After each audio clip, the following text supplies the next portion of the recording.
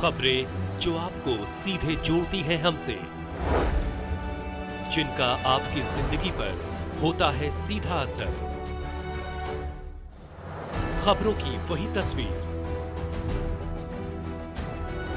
बिना बदले बिना डरे, जज्बा सच का लिए, सच दिखाते हैं हम।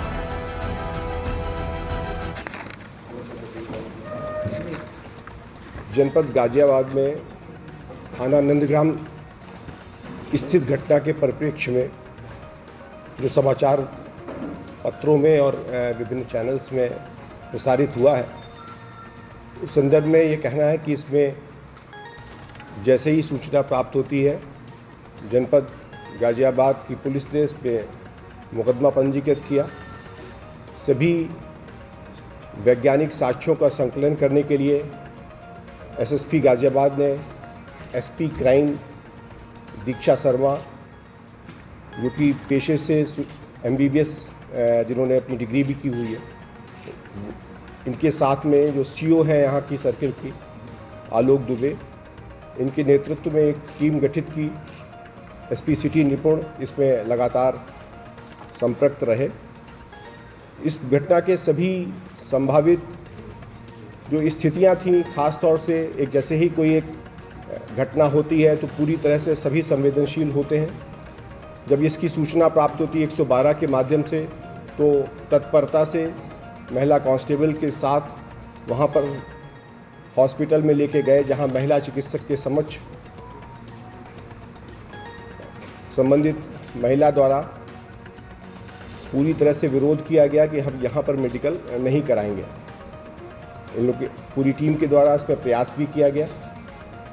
जब सफलता प्राप्त नहीं हुई तो जाहिर सी बात है, चिकित्सकों द्वारा इसको हायर प्लेस के लिए रेफ़र किया गया, मेरठ मेडिकल कॉलेज या अन्य। यहाँ पर जीटीबी हॉस्पिटल में जाने की,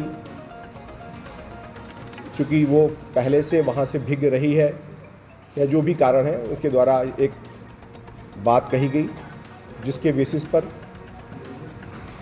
उपचार इत्यादि की कार्रवाई संपन्न कराई गई। इस एसआईटी के रूप में जो इनकी एसपी क्राइम और पूरी टीम, जो फॉरेंसिक के लोग, इन सब ने इस पे तत्परता से कार्रवाई की, तो ये बात निकल के आई कि इनका एक परिचित आज़ाद पुत्र तहसीन निवासी कबीर नगर दिल्ली है, जो कि जिस समय ये गायब हुई थी कथित रूप से, उस समय से इनका भी मोबाइल ऑफ था।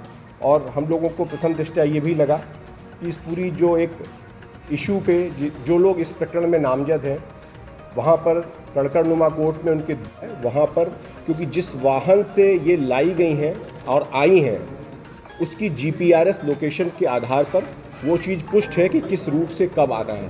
तो मैंने आपको इसीलिए कहा कि बहुत सारी चीज़ें अभी विवेचनात्मक डिटेल को नहीं, हमने आपको बताया। एक वो भी आ चुका है, बाहर है, तो वहाँ आप देख लीजिए। इसका पुष्टि हुई है, मतलब इसकी कोई किडनैपिंग नहीं हुई, इसका इलीगल कोई कन्फाइनमेंट नहीं। और ड्यूरिंग 2 डेज जो वो बता रही है, वो अपनी स्वेच्छा से एक नियत स्थान पर थी, अपनी स्वेच्छा से नियत स्थान पर थी। देखिए, इसमें मुख्य भूमिका आज़ाद की है, बाकी वाहन गौरव का है जिसका प्रयोग किया गया। अफजाल इनके रिश्तेदार और साथी के रूप में भी है, तो जिसका इन्होंने इसको प्रयोग किया। और मैंने पहले बताया कि एक विवादित एक छोटी सी प्रॉपर्टी है। 2021 में एक समीना नाम की महिला है, उसने इसको आज़ाद को दिया। आज़ाद ने फिर एक power of attorney Deepak Joshi को की।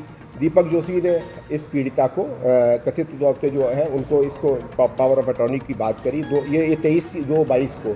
और उसके बाद से कड़कड़पुरा कोर्ट में, सिविल कोर्ट में भी प्रोसेस चल रहा है, डिस्ट्रिक्ट कोर्ट में भी प्रोसेस चल रहा है। सर, तो एक बताया है कि इस घटना को भ्रष्टाचार का प्रसारित करने के लिए किसी व्यक्ति को भी कांटेक्ट किया गया था।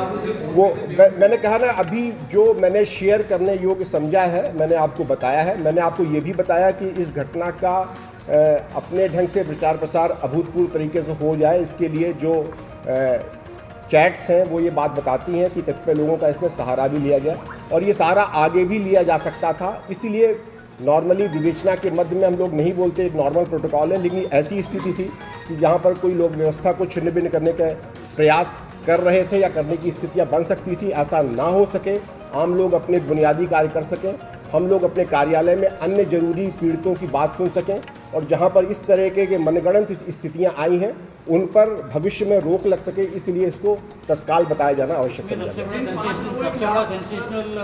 खुलासा तो इसमें स्वाति मालीवाल ने किया है। अब देखिए, मैं उस पर कोई अभी टिप्पणी किसने क्या कहा है, हम we are a professional people, हम लोगों ने अपनी तरफ से जो साक्ष्य थे और जो साक्ष्य मुझे इस स्तर पर शेयर करने थे आपको बता दिए हैं। बाकी विवेचना की कार्रवाई अभी प्रस्तुत रहेगी।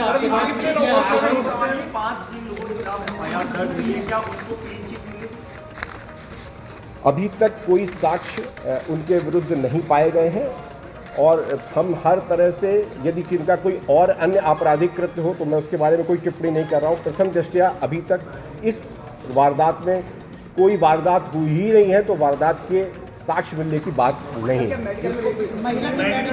हमने भाई सप्लीमेंट्री रिपोर्ट प्राप्त करने की प्रक्रिया होती है, इसमें वेजाइनल स्वैब लिया जाता है। सप्लीमेंट्री रिपोर्ट हमने फॉरेंसिक्स लेबोरेटरी को भेजने की प्रक्रिया प्रारंभ की है, हमने भेजा है, वहाँ से वो सारी साक्ष्य आएंगे।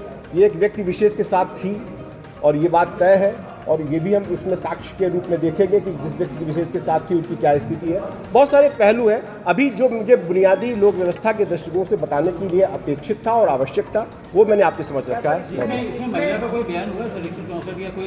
अभी 164 के स्टेटमेंट की प्रक्रिया के लिए हम लोगों ने बात करी है और वहाँ पर इसको सुनिश्चित वो एक that is a legal process, उसको हम लोग कराएंगे।